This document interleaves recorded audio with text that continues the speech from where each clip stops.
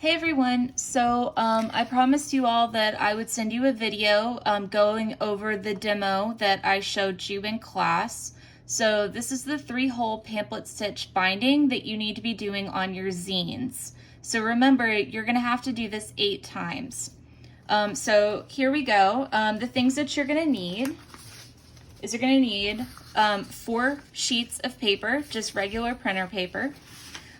You are going to need your bone folder. Remember, I gave you a couple of hacks that I'll show you again that you can use if you couldn't find one of these. I use a mechanical pencil. That is a lot more precise than using a regular pencil. So you need that. You need scissors.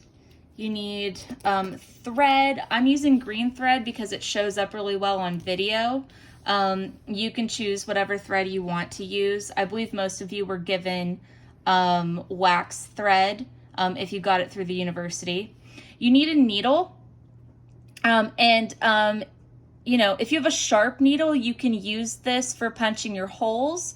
If you have a dull needle, then you're gonna need something else. So you're gonna need a thumbtack or something else that's going to help you punch that hole. It's always good to have an eraser on hand. And then I highly suggest that you have either binder clips or paper clips, one or the other. You could also probably use a clothespin. You just need something that's going to hold your paper together. And then you're going to need a ruler. All right, so let's get started with this. I'm gonna move everything away from my workspace. So let's start with those 4 sheets of paper. So one of your pieces of paper aside, because that is going to be helping you with your making your guide for punching your holes.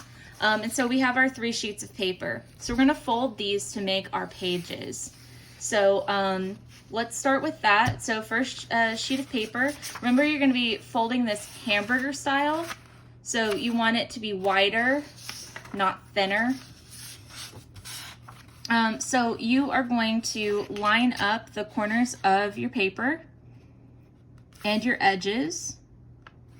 So I like to hold it at the top and then just bring my fingers down into the other side. So you're gonna do this 3 times. So 1,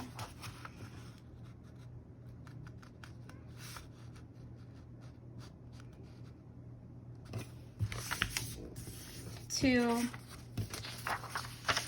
and then 3.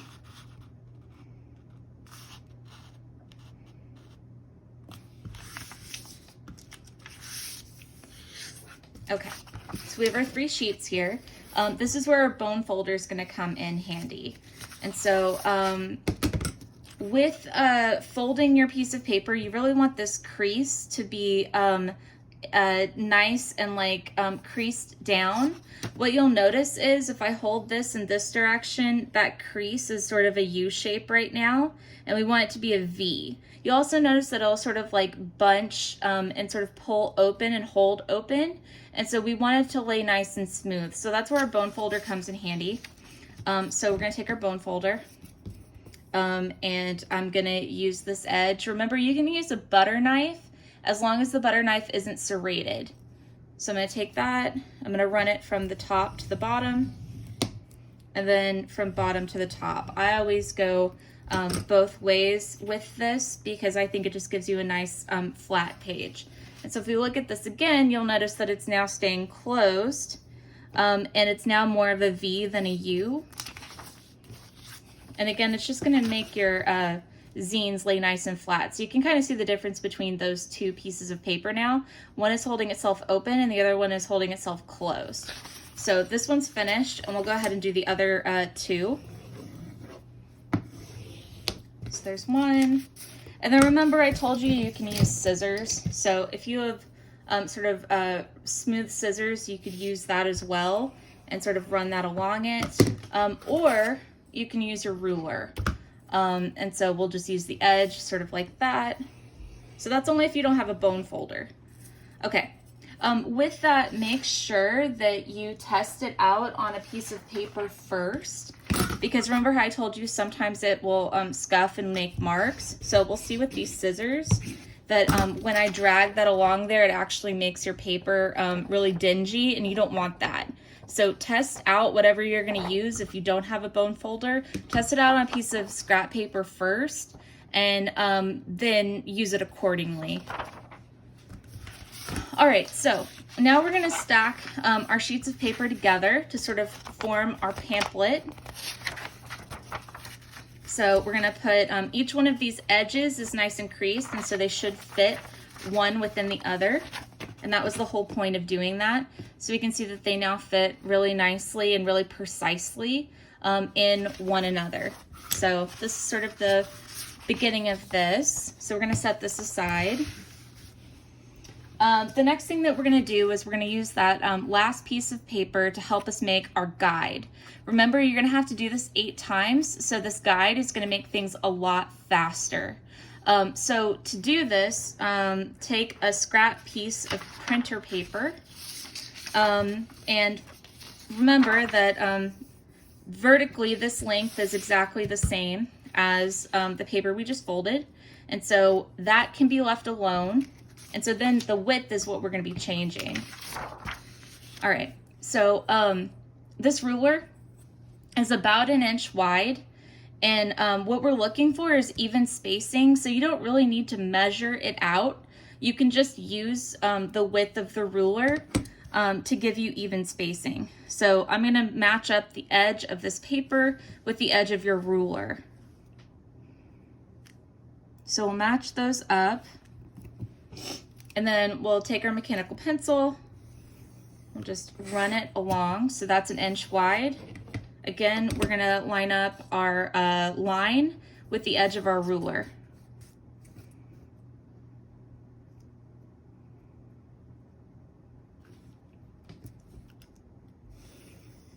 Okay, so now this should be roughly 2 inches wide, and the important part is that these two things are even. Not so much how wide it is, but that it's even. And so the next part is we're going to use our scissors, and we're going to cut the beginning of our guide out.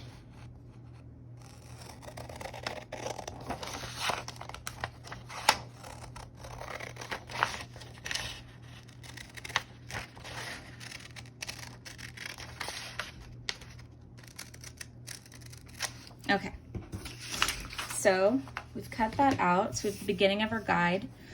So the next thing we're going to do is we are going to crease this piece of paper, and it's going to fight you because it's shorter, so the paper is actually going to sort of bow.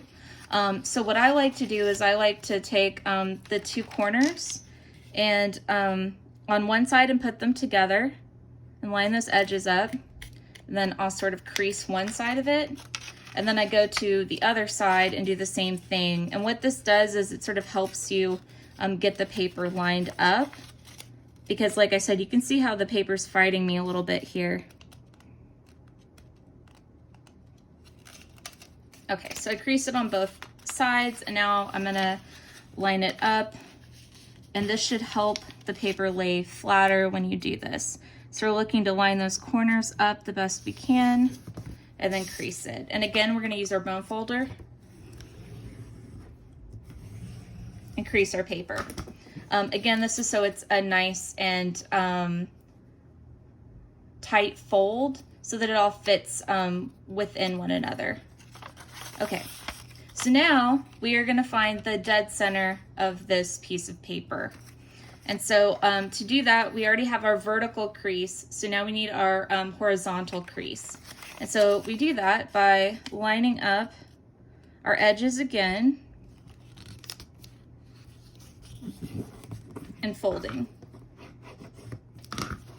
Okay, so now we can see that we have this vertical crease and we have this horizontal crease. And where those two things meet is going to be where your center hole is going to be for all of your pamphlets.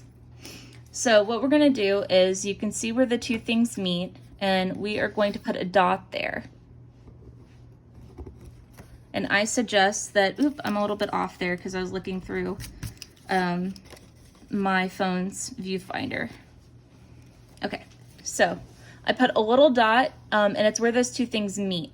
The reason that you're going to do a small dot and why I recommend doing using a mechanical pencil is because if you do a larger dot, especially if it looks anything like how you would bullet point, so say like this big, you'll see that the needle can go through this several times. Hang on a minute, I've misplaced my needle. There it is. Okay. So what you'll notice is that I can stab through the same point several times, so it's not really precise. You're wanting a small dot so that you know exactly where the point of this is going to like punch through. All right, so we've now found that center dot. So now we need to find our two other places where we're going to punch this. So again, we're going to use our ruler, and we're just going to go ahead and use that really convenient width that we have. Line them up.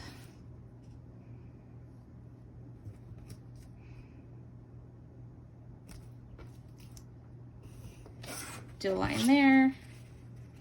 We'll do it on the other side.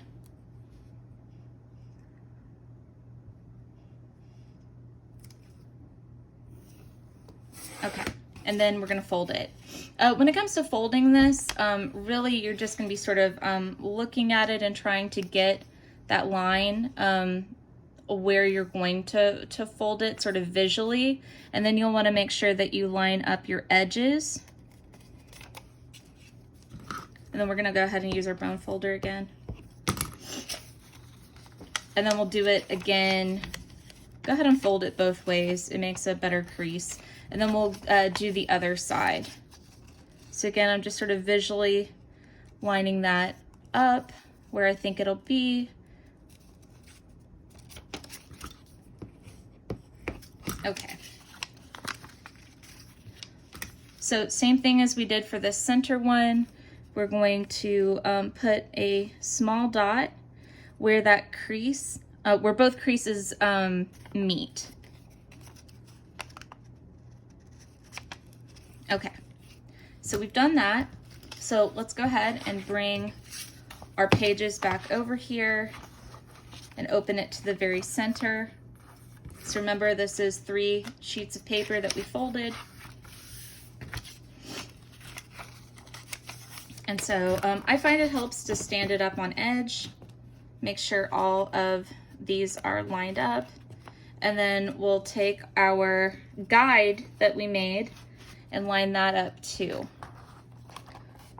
So we'll do it on one side and then take our binding clip, or if you have a paper clip, you can use that. We'll bind it on one side and then we'll turn it around. And again, make sure that you look at this as you do it, because the whole point is to make sure that all of these creases line up. And then we're going to make sure we put the clamp on the same side as the other clamp. Okay, so now we're ready to punch our holes. So I'm going to use my needle to do this, but if you bought an awl, this is called an awl, and you can use that. And so an awl is basically a needle with a handle. It's a sharp point. Okay, so we're gonna punch our holes. So we will take our needle and line it up with the line that you made, and line the point up with the dot that you made. And this is all to the interior. And then I'm gonna fold it over and put my fingers on either side, well away from where my stabbing implement is. And then I'm just gonna wiggle the needle back and forth, and then you'll see it comes out on the spine.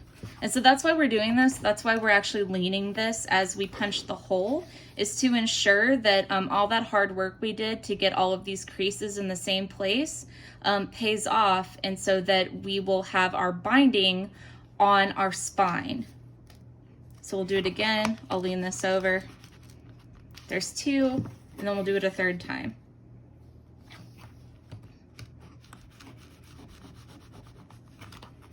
Okay, so now we have all 3. It's punched all the way through. And then we're gonna remove this piece of paper, but hold on to it, because you can keep using this over and over again for all of the punching and binding that you do. So we'll go ahead and take this out now.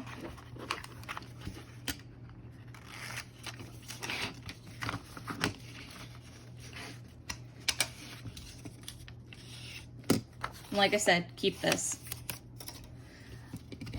Then let's go ahead and put these down because it bothers me. All right, so now comes the binding part. So I have this green thread. You can use whatever you want. I like this because for the video, it really shows up. And so we're gonna measure out how much we need. And so I'm gonna take the top of the thread and line it up with the top of our booklet, our pamphlet. And then I'll bring it down. And basically we're gonna use this as a unit to measure out how much we need. And so that's 1, 2, and then let's do a half. So about here. It doesn't have to be exactly that. We're actually cutting a little bit more than we need. But remember, you need enough of this length so that you can actually tie a knot. So you don't want it to be too short, so don't scrimp on this. Okay. So we're gonna thread our needle.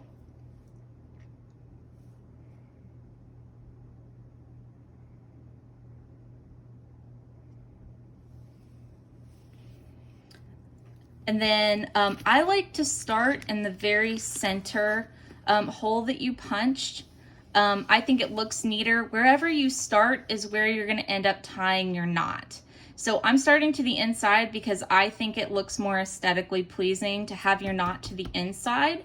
Other people like it to the outside. I think that it gets caught on things, which is why I like to put it towards the inside. So wherever you start sewing is where your knot's gonna be. So we're gonna start with the center, and I'm going to just push this through. And then you're gonna wanna leave a bit of a tail because this is what you're gonna tie with in the end. And so for those of you who are new to sewing, it helps out if you go ahead and use your binding clip to hold it so that you don't lose that tail. Sometimes you'll get a little too enthusiastic and you pull it all the way through, and then you have to sort of start over with sewing this. So I'm just using that binding clip to hold it down. Okay, so we went in through the center, we went to the back of the spine, and now we're gonna go to this top hole that we punched. So go ahead and hold this here. We'll push this through. And we'll pull through. And then it looks like it's stuck a little bit. There we go. So what you'll see is that it has put a line of thread along the spine, and that's what you want. So now we are gonna go back through that center hole. So we're essentially just making a loop.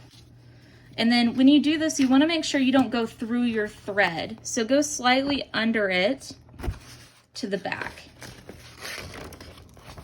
So we're halfway done, that's one. And then we'll go ahead and come to the back to that last hole. And we'll go ahead and punch through. Okay.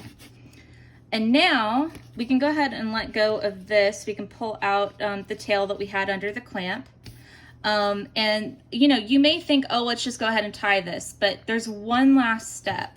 And that last step is taking your needle and going under the thread.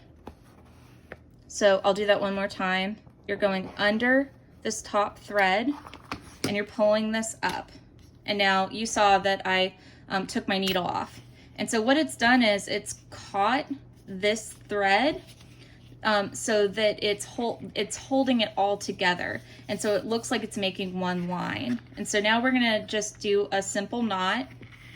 So one knot, and then we'll do a second one. And then I like to leave a little bit of the thread. And then we can go ahead and take these clamps off.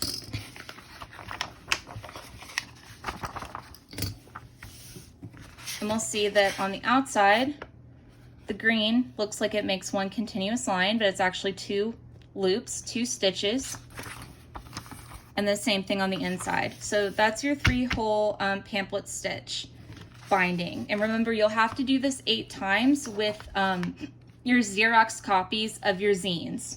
And then I want to remind you that, and here's my example that I showed you all in class, you need a cover. You open the cover, and right here, this needs to be left blank. Some of you are doing something different because it conceptually goes more with what you're doing, and you might have an image here.